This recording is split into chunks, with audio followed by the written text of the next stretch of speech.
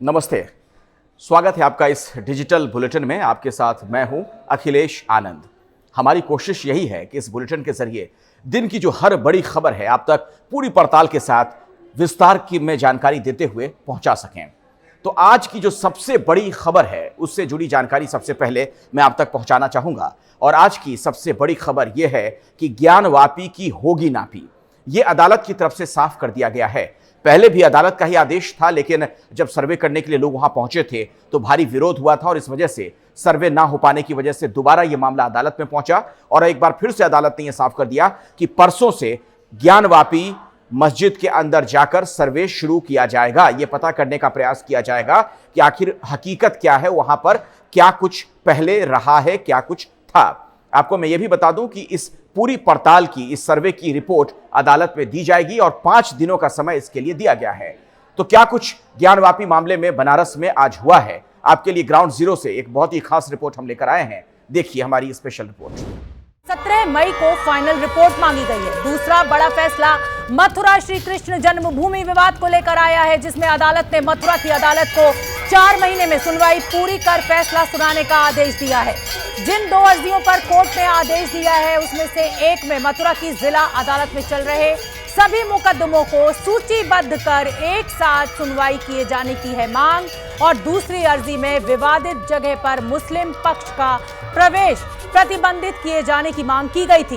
काशी और मथुरा के अलावा आज ताजमहल में बंद कमरों को खोलने की जो मांग की गई थी उस पर भी कोर्ट ने अपना फैसला सुना दिया और इस अर्जी को खारिज कर दिया। यानी जो ताजमहल है उसमें किसी तरीके का कोई सर्वे नहीं किया जाएगा। कोर्ट ने याचिकाकर्ता को फटकार भी लगाई कि जाकर आप रिसर्च करें और देखें किसने बनवाया था। ज्ञानवापी केस में जरूर कोर्ट का यह फैसला आया है कि चप्पे चप्पे का सर्वे किया जाएगा। यानी अब जो तहखाने को लेकर विवाद था, हिंदू पक्ष जो कह रहा था कि ज्योतिर्लिंग वहां पर मौजूद है, उसका भी सर्वे किया जाएगा और 8 बजे से लेकर 12 बजे तक यह सर्वे किया जाएगा। 17 मई को कोर्ट को रिपोर्ट सौंपनी होगी। कोर्ट कमिश्नर में भी कोई बदलाव नहीं होगा। 2 स्पेशल कोर्ट कमिश्नर्स की नियुक्ति की गई है और हाई कोर्ट ने मथुरा कृष्ण जन्मभूमि विवाद में लेकर कहा है कि 4 महीने के अंदर सभी केसेस को क्लब कर चरणबद्ध तरीके से सही तरीके से इन सभी को एड्रेस किया जाए। तो कल से ज्ञानवापी में दोबारा सर्वे शुरू होगा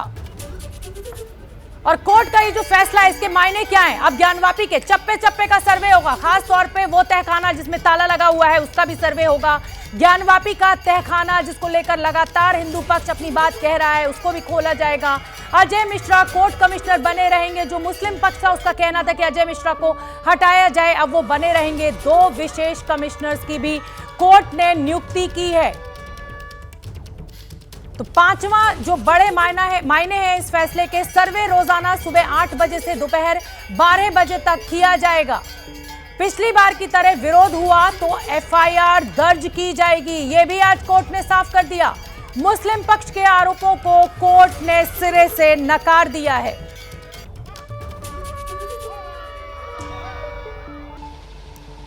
एक तरफ इस पूरे मामले में जो पक्ष है जो इस पूरे मामले को कोर्ट में लेके गया था, सर्वे को लेकर बात कर रहा था, वो खुशियां मना रहा है फैसला कोर्ट के आने के बाद जिसमें कमिश्नर को नहीं बदला गया है, दूसरी बातें की गई हैं। तो जो दूसरा पक्ष है, कोर्ट ने जो फैसला दिया है आप देखेंगे उस फैसले को बैठ के पढ़ रहा है, रीड कर रहा है, उसके जो पॉइंटर्स है जो उनके पक्ष में जुड़े हुए हैं उन पॉइंटर्स को देख रहा है। जो अंजुमन इंतजामिया मसाजिद की जो वकील टीम है वो हमारे संग मौजूद है। मोहम्मद तौहीद हैं, अभय यादव जी हैं, दूसरे जो महत्वपूर्ण लोग हैं वो हमारे संग मौजूद है। साहब, ये कागज मैं देख रहा हूँ कि आप लोग पढ़ रहे हैं, क्या तैयारी है? ये जो फैसला कोर्ट ने दिया है आपके हाथ में कॉपी है, क्या तैयारी है इसकी? ये तैयारी नहीं, हम लोग कोर्ट के ऑर्डर को पढ़ रहे हैं कि कोर्ट ने क्या ऑर्डर पास किया है। इसके अलावा जो दूसरे लीगल ऑप्शंस होते हैं, अभी कुछ सोचा कि आप लोगों ने क्या लीगल ऑप्शन इसके बाद लेंगे? अभी नहीं, अभी कोई फैसला नहीं किया कि जब तक हम लोग पूरा पढ़ लें, कमेटी से बात न कर ले। इस बारे में अभी कमेटी से चर्चा से अभी कमेटी के हमारे जो पदाधिकारी हैं उन लोगों से हमारी कोई बात नहीं हुई है और अंजुमन इंतजामिया मसाजिद कमेटी की तरफ से हम लोग जितने अधिवक्ता हैं, 2 तो आप हमारे साथ देख रहे हैं, 2-3 अधिवक्ता अन्य हैं। अभी हम सभी लोगों ने, क्योंकि आदेश की प्रतियां अभी हम लोगों को प्राप्त हुई हैं, इसको पढ़ने से ये लगता है कि ये this order is not in accordance with the law. आप में से कई लोगों के मन में यह सवाल होगा, ये कौतूहल आपके जहन में होगा कि आखिर वाकई में ज्ञानवापी परिसर में है क्या। तो 2 गवाहों की जुबानी हम आपको बताने जा रहे हैं जिन्होंने अपनी आंखों से वहां पर देखा कि क्या कुछ है। वो आपको विस्तार से एबीपी न्यूज पर बताएंगे कि आखिर ज्ञानवापी के अंदर का सच क्या है। देखिए हमारी ये खास रिपोर्ट।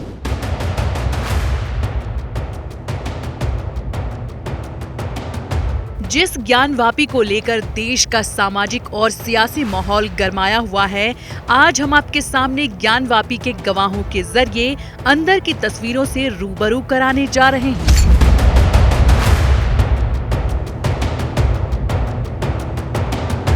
आपकी टीवी स्क्रीन पर दो शख्स हैं।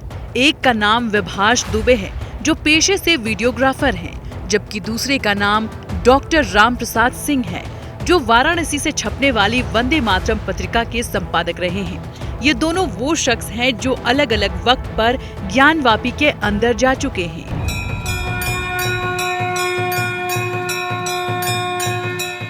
विभाष दुबे वही शख्स है जो पिछले शुक्रवार को श्रृंगार गौरी पूजा केस में सर्वे के लिए ज्ञानवापी में बतौर वीडियोग्राफर गए थे। विभाष दुबे ने अंदर क्या कुछ देखा है, खुद उनकी जुबानी जान लीजिए। वहाँ स्वास्तिक देखने को मिला, लोटस देखने को मिला, और जो शिलापट पे किनारे किनारे लड़ियाँ बनी होती हैं, फूलों की लड़ियाँ होती हैं, जो भी वो तो ज़्यादा जो एक्सपर्ट होंगे उससे रिलेटेड वही लोग बता पाएंगे। मतलब वो ऐसी कलाकृतियाँ दिख रही थी जो समझ में आ रहा था कि हिंदू धर्म से रिलेटेड है।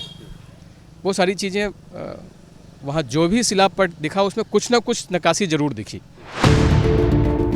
वीडियोग्राफर विभाष बताते हैं कि मस्जिद के अंदर मंदिरों वाली नक्काशी, कमल के निशान, घंटे की चेन, स्वास्तिक चिन्ह मौजूद हैं, जो ये बताते हैं कि मंदिर तोड़कर यहाँ मस्जिद का निर्माण कराया गया है। विभाष तो पिछले हफ्ते ही होकर आए हैं, मतलब आज भी मंदिर की निशानी मस्जिद के अंदर मौजूद है। इससे पहले करीब 1990-91 में राम प्रसाद सिंह अपनी पत्रिका की स्टोरी के लिए ज्ञानवापी गए थे। तब उनके साथी फोटोग्राफर ने मस्जिद के अंदर की कुछ तस्वीरें ली थी। आपकी टीवी स्क्रीन पर उसी वक्त की तस्वीरें हैं, जो तब वंदे मातरम पत्रिका में प्रकाशित हुई थी। इन तस्वीरों में से नंदी और पुजारियों की तस्वीर अब मौजूदा विश्वनाथ कॉरिडोर का हिस्सा है, लेकिन बाकी तस्वीरें मस्जिद के अंदर की हैं, जहां मंदिर के सबूत दिख रहे हैं।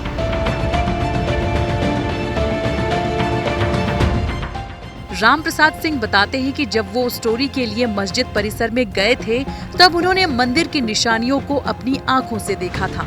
टूटे फूटे हमारे मंदिर के मूल स्ट्रक्चर के अवशेष हैं, वो बहुत भारी संख्या में वहाँ पर पड़े हुए हैं। कुछ लंबे लंबे खंभे के पत्थर हैं, कुछ छोटे बड़े टुकड़े हैं, और सबसे बड़ी बात यह है कि प्रमाण ये है कि उन पत्थरों पे जो भी कलाकृतियाँ बनी हैं, वही कलाकृतियाँ अभी भी जो मंदिर का हमारा मूल स्ट्रक्चर है वो उसमें वर्तमान में दिखता है। जो दीवारों पर दिखता है वही अंदर में पड़े उन पत्थरों पर भी बना है। मस्जिद परिसर में जा चुके दोनों गवाहों की बातों से वही बात निकलती है जो इस मामले में हिंदू पक्षों का दावा है। दावे के मुताबिक 1664 में औरंगजेब ने काशी विश्वनाथ मंदिर को तोड़कर उसके अवशेषों का उपयोग कर मस्जिद बनवाई। मंदिर की जमीन के दूसरे हिस्से को ज्ञानवापी मस्जिद के तौर पर जाना जाता है।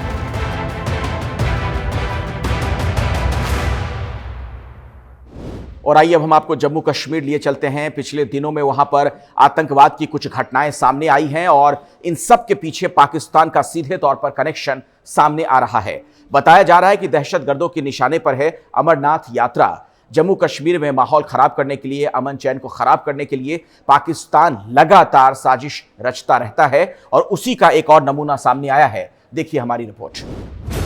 अनंतनाग, बांदीपोरा, शोपियां, कुलगाम और पहलगाम, कश्मीर में एनकाउंटर की ये 5 तस्वीरें पिछले एक हफ्ते की हैं, जब घाटी की फिजा को आतंकियों ने खून से रंगने की कोशिश की है। इन 5 तस्वीरों के तार सीमा पार पाकिस्तान से जुड़े हैं। पाकिस्तान से घुसपैठ कर इन आतंकियों के निशाने पर है अमरनाथ यात्रा।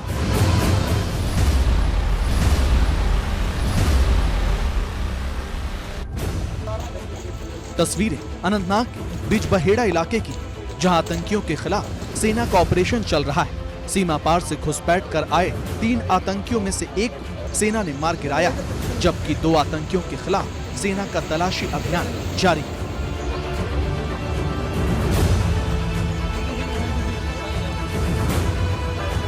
कश्मीर के अनंतनाग में पिछले 24 घंटे में ये दूसरा एनकाउंटर है। इससे पहले अनंतनाग के डूरू इलाके में सुरक्षा बलों और आतंकियों के बीच मुठभेड़ हो गई थी। खुफिया जानकारी के आधार पर पुलिस और सेना ने संयुक्त ऑपरेशन चलाया था, जिसमें 2 आतंकी मार गिराए गए थे। जिस जगह पर यह एनकाउंटर हुआ वो नेशनल हाईवे के बेहद करीब थी, जो अमरनाथ यात्रा के लिहाज से खतरनाक साबित हो सकता था। साइज जो है नेशनल हाईवे के बहुत नज़दीक है, लगभग 1.5 किलोमीटर दूर पर है। तो नेशनल NHW पर जो थ्रेट था, यात्रा रूट पर थ्रेट है, ये न्यूट्रलाइज हुआ है। अमरनाथ यात्रा को दहलाने और घाटी में नार्को टेररिज्म बढ़ाने के उद्देश्य से पाकिस्तान की तरफ से घुसपैठ तेज हो गई है। आतंकवादी घुसपैठ करने के लिए सुरंगों का भी सहारा ले रहे हैं। ये सुरंगें पाकिस्तानी फौज की देखरेख में पेशेवर इंजीनियरों द्वारा तैयार कराई जा रही हैं। ऐसी ही एक सुरंग को BSF ने सर्च ऑपरेशन के दौरान पिछले हफ्ते सांबा इलाके में खोजा था। पाकिस्तान से शुरू हो 1 किलोमीटर लंबी ये सुरंग भारत की सीमा के 150 मीटर अंदर तक खोदी गई थी। BSF के शीर्ष अधिकारियों ने भी माना था कि अमरनाथ यात्रा को निशाना बनाने के लिए आतंकी सुरंग के सहारे घुसपैठ में जुटे हैं।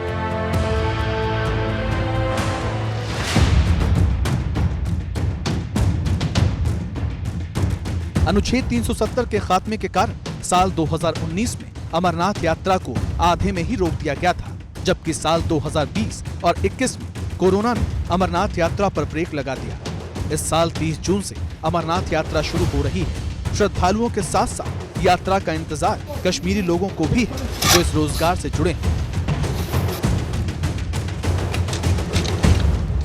यात्रा से आते हैं, मजदूरी करते सर, लेके छोटे छोटे बच्चे भी हमारे इसी काम में रहते थे हम सर। तो 2 साल से हम बचपन रहे हैं सर, पढ़े हैं। यहाँ चल रहा है पुल का काम रॉयल पथरी में, यात्रा के लिए काम कर रहे हैं। हाँ सर, इस बार यात्रा अच्छी होनी चाहिए। हम मजदूर हैं, हम यहाँ आते हैं हर साल, लेकिन 2 साल से यहाँ काम कुछ नहीं रहा। अनुच्छेद 370 के खात्मे के बाद कश्मीर विकास की रफ्तार पकड़ रहा है। घाटी में विकास की गाड़ी का पहिया है पर्यटन और धार्मिक यात्रा, लेकिन पाकिस्तान को कश्मीर की ये खुशहाली हजम नहीं हो पा रही है और वो आतंकियों के जरिए कश्मीर की फिजा को बिगाड़ने में जुटा है।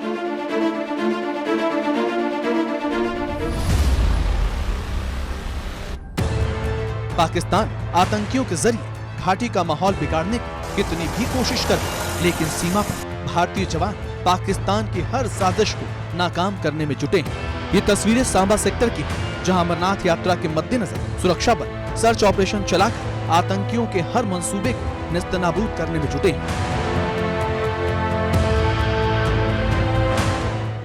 और आइए हम आपको मध्य प्रदेश लिए चलते हैं, जहां पर पिछले दिनों में कई बार सांप्रदायिक हिंसा की खबरें आई। खरगोन का मामला आपको पता है क्या कुछ वहां पर हुआ था। अब राजगढ़ से सूचना मिल रही है, वहां पर भी हिंसा की खबरें आई हैं। तो सवाल ये कि आखिर इन सब के पीछे कौन है? क्या तनाव इसलिए है क्योंकि वहां पर चुनाव है, या कोई खास पैटर्न इसके पीछे नजर आता है? आपको दिखाते हैं मध्य प्रदेश से हमारी एक एक्सक्लूसिव रिपोर्ट। कमरों के बीचों बीच पुलिस और प्रशासनिक अधिकारी बैठे हैं और आमने सामने 2 अलग अलग पक्षों के लोग। तस्वीरें MP के राजगढ़ की हैं, जहां प्रशासन दोनों समुदाय में समझौता करवा रहा है।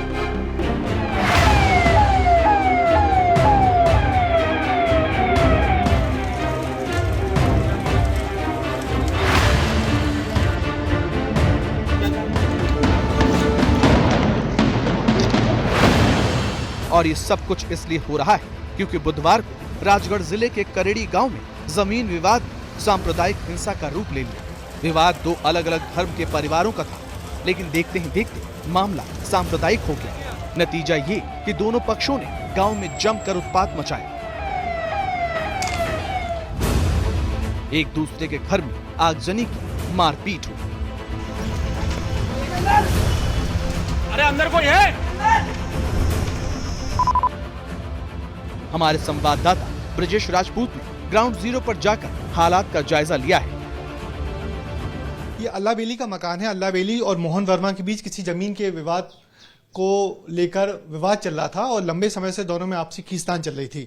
अल्लाह बेली के बच्चों ने मोहन वर्मा को और उसके भाई को कल मारा। उसके बाद ये बात यहाँ फैली और फिर पूरे गांव में हिंसा की वारदात शुरू हो गई। आप देख सकते हैं अल्लाह बेली घर को लोगों ने निशाना बनाया। इस पूरे घर में तोड़फोड़ की है और फिर जगह जगह उत्पात मचाया है। और इसके बाद फिर जब यहाँ पुलिस आई तो पुलिस की गाड़ियों में भी तोड़फोड़ की गई है और इस परिवार के लोग फिलहाल यहाँ से भागे हुए हैं। लेकिन बड़ी बात यह है कि जब पुलिस मौके पर हालात को काबू करने के लिए पहुंची थी तो उपद्रवियों ने पुलिस टीम पर भी पथराव किया। पुलिस की गाड़ियों में आगजनी भी की। शाम की बात है, 6:30-7 बजे की बात है। हमें सूचना मिली कि करड़ी गांव में 2 पक्षों का विवाद हो गया है, तो हम तुरंत यहाँ आए। यहाँ आकर हमने देखा कि एक घर है, घर में आग लगी हुई है, दुकानें हैं, दुकानों में भी आग लगी हुई है और भीड़ काफी खड़ी हुई है। तो हमारे दिमाग में यही फोकस था कि जो भीड़ खड़ी है उसको तितर-बितर करें, घर से दूर रखें और घर के अंदर अगर कोई फैमिली है जो फंसी हुई है उसको जलती आग से बाहर निकालें। तो हम मकान की तरफ आए तो हम पर थोड़ा सा पुलिस के ऊपर पथराव हुआ। जो असामाजिक तत्व होते हैं कुछ, उन्होंने भीड़ में सहारा लेकर और हम पर पत्थरबाजी की। उनका उद्देश्य ये था शायद हम इस मकान में आकर लोगों को न बचाएं। इस हिंसा में 3 पुलिसकर्मी और 2 लोग घायल हुए हैं, जिनका इंदौर के जिला अस्पताल में इलाज चल रहा है। लेकिन प्रशासन ने मुस्तैदी दिखाते हुए मामले को काबू में कर लिया है और अब पुलिस हिंसा के आरोपियों की तलाश में जुटी है। पुलिस ने इस हिंसा को लेकर 3 केस दर्ज किए हैं, जिसमें पुलिस पर हुई पत्थरबाजी का मामला भी शामिल है। 99.9% खुला हुआ है। जो 3 दुकानें जो मेरे पीछे देख रहे बंद है, ये आरोपी पक्ष की पुलिस इनकी धरपकड़ करना चाहती है, इसलिए ये लोगों ने दुकान बंद करके अपने आप को पुलिस की गिरफ्तारी से बचने के लिए इन्हें छुपा हासिल किया है। एकदम स्थिति नियंत्रण में सामान्य है। अच्छी बात है कि स्थिति नियंत्रण में और ये कोई सांप्रदायिक हिंसा वाला मामला नहीं है। प्रशासन ने कहना है कि 2 पक्षों का जमीनी विवाद था, जिसके मामले इतने तूल पकड़ा और फिर ये सारी बातें हुई। कोई धारा 144 लागू नहीं है, कोई कर्फ्यू नहीं है, सब शांति बनी हुई है। सब पक्षों से अपील की गई है शांति बनाए रखें, बाजार खुला हुआ है। उम्मीद की जानी चाहिए कि ये मामला आगे नहीं बढ़ेगा और जो आरोपी लोग हैं उनकी धरपकड़ के लिए पुलिस टीम जा चुकी है। कैमरामैन होमेन देशमुख के साथ ब्रजेश राजपूत, एबीपी न्यूज, करड़ी गांव, राजगढ़। मध्य प्रदेश के बाद अब हम आपको राजस्थान लिए चलते हैं, जहां पर पिछले लगभग 41 दिनों से हिंसा की घटनाएं सामने आ रही हैं और ताजा मामला हनुमानगढ़ का है। 6ठी बार हिंसा हुई है। सवाल ये कि इस तरीके की हिंसक घटनाएं क्यों सामने आ रही हैं। आपको पता है कि राजस्थान में भी आने वाले दिनों में विधानसभा के चुनाव हैं, तो सवाल फिर से वही कि क्या चुनाव के मद्देनजर सांप्रदायिक ध्रुवीकरण का ये पूरा खेल है या इसके पीछे कुछ और है। आखिर क्या है साजिश, एक पड़ताल देखिए।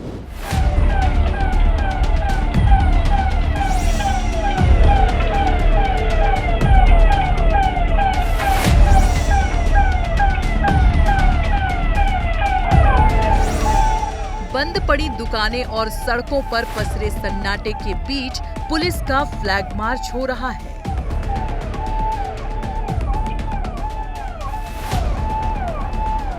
तस्वीर राजस्थान के हनुमानगढ़ की है, जहां आला अधिकारी शहर की शांति के लिए सड़क पर हैं और लोग कानून व्यवस्था की नाकामी की वजह से डरे सहमे घरों में बंद हैं।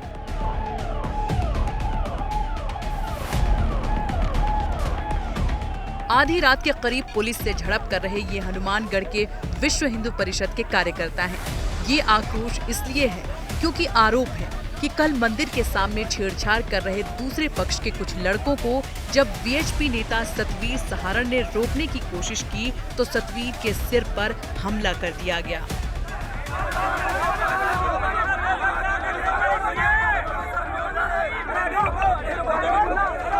इस हमले में वीएचपी नेता सतवीर सहारण गंभीर रूप से घायल हो गए, जिन्हें इलाज के लिए बीकानेर रेफर कर दिया गया।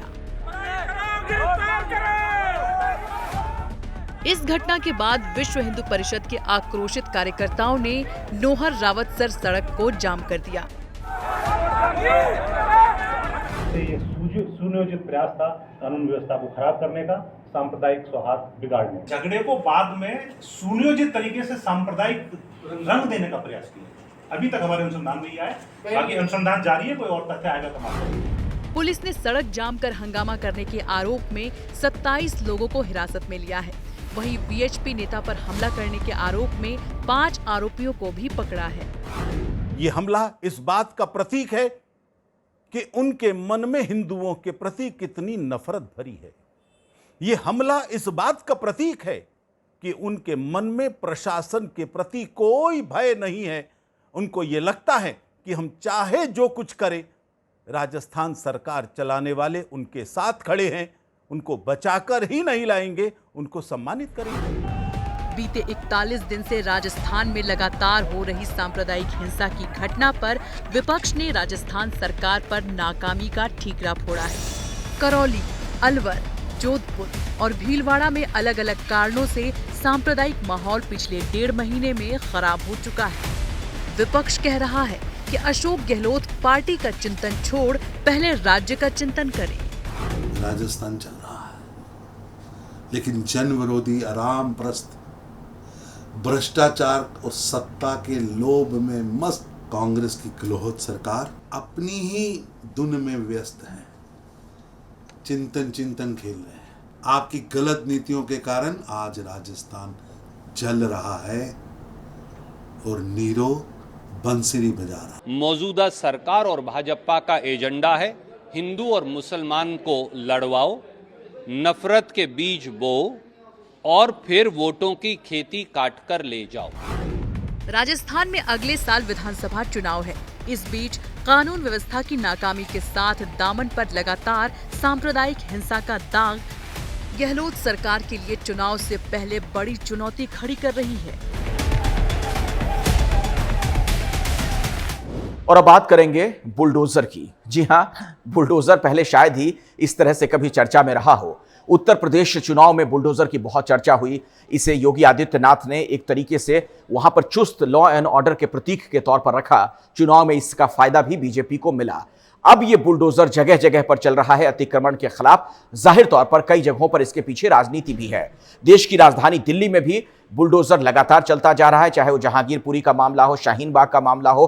किस तरीके से बवाल हुआ वो आप लगातार खबरों के जरिए देख ही रहे हैं। और अब ताजा जानकारी ये कि आज भी दिल्ली की सड़कों पर बुलडोजर चला है अतिक्रमण के खिलाफ, और मदनपुर खादर से लेकर खयाला और रोहिणी इलाके में ये कार्रवाई हुई है। तो क्या इसके पीछे वाकई में अतिक्रमण को हटाने की ही मंशा है, या फिर जो एमसीडी के चुनाव आने वाले दिनों में है ये उसकी तैयारी चल रही है? शाहीन बाग से भले ही एमसीडी का बुलडोजर बेरंग लौटा हो, लेकिन दिल्ली में बुलडोजर की गरज कम नहीं हो रही है। आज दिल्ली के खयाला, लोधी कॉलोनी, मदनपुर खादर, रोहिणी और विष्णु गार्डन से एमसीडी का बुलडोजर अतिक्रमण हटाने पहुंचा। तस्वीरें दिल्ली के मदनपुर खादर की हैं, जहां बुलडोजर के पहुंचते ही लोग सड़कों पर उतर गए और सड़कों पर एमसीडी की कार्रवाई के खिलाफ हंगामा करने लगे। पत्थरबाजी कर रहे, मार रहे, भगा रहे, हमारी कॉलोनी से कहाँ जाएंगे हम? ये रास्ता लेके हम जाके आप बता दें, आप बताएं। एमसीडी के साथ भारी सुरक्षा बल भी मौजूद थे, लेकिन अतिक्रमण की कार्रवाई के विरोध में महिलाएं सुरक्षा बलों से ही भिड़ने लगी।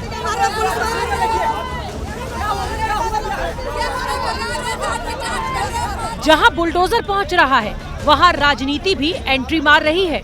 शाहीन बाग की तरह ही मदनपुर खादर में भी आम आदमी पार्टी के विधायक अमानतुल्लाह खान पहुंचे और एमसीडी की कार्रवाई के खिलाफ सड़क पर बैठ गए। 39 कॉलोनी पूरी दिल्ली के अंदर, आप इसे लीगल कैसे कह सकते हो? सरकारी जमीन पर तो बनाया नहीं है उसने, तो जमीन खरीद करके किसानों से जमीन खरीद करके बनाया। सारी सड़कें मैंने यहाँ बनाई है, पानी की लाइन में यहाँ डाल रहा हूँ, सीवर की लाइन डाल रहा हूँ। सरकारी काम में बाधा पहुंचाने के आरोप में आम आदमी पार्टी के विधायक अमानतुल्लाह खान को हिरासत में ले लिया गया, जिसके बाद मदनपुर खादर में अमानतुल्लाह के समर्थन में महिलाओं ने हंगामा शुरू कर दिया और पुलिस पर भी पथराव किया।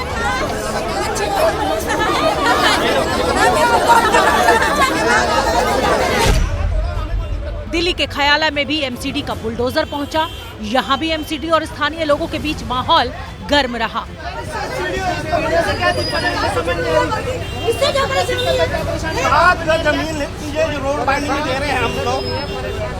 हालांकि लोगों के विरोध के बावजूद एमसीडी के कर्मचारी अवैध निर्माण को तोड़ने में कामयाब रहे। फुटपाथ के ऊपर जो कोई यहाँ पर काम किया गया है उसको हटाया जा रहा है। जो एमसीडी के कर्मचारी हैं उनका कहना है कि जो ये नाला सड़क पर होता है, जो ये सीवर लाइन आप देख रहे हैं, इसके उस तरफ सब कुछ सही है और नाले के ऊपर अगर कोई निर्माण होता है तो वो अतिक्रमण मान रहे हैं और उस पर खिलाफ कार्रवाई कर रहे हैं। दिल्ली के विष्णु गार्डन में भी एमसीडी का बुलडोजर अतिक्रमण हटाने पहुंचा। कई मीटर अवैध निर्माण को तोड़ा गया। लोग आरोप लगा रहे हैं कि एमसीडी बिना किसी नोटिस के बुलडोजर चलवा रही है। तो अब इसको भी हटाया जाएगा यहाँ से, आपको बताया गया? सर पिछले 5 साल से तो ऐसे ही है, अब इनको आज पता नहीं क्या दिक्कत हो गई है। पिछले 5 साल से तो ऐसे ही चल रहा है, किसी को कोई परेशानी नहीं हुई। एमसीडी आती जाती रहती है, पहले तो ऐसा कोई चक्कर नहीं डाला इन्होंने। अभी हटाया जा रहा है यहाँ से, तो अब आपको बताया था इससे पहले? कुछ भी नहीं बताया सर। रोहिणी में भी आज एमसीडी के बुलडोजर ने दस्तक दी।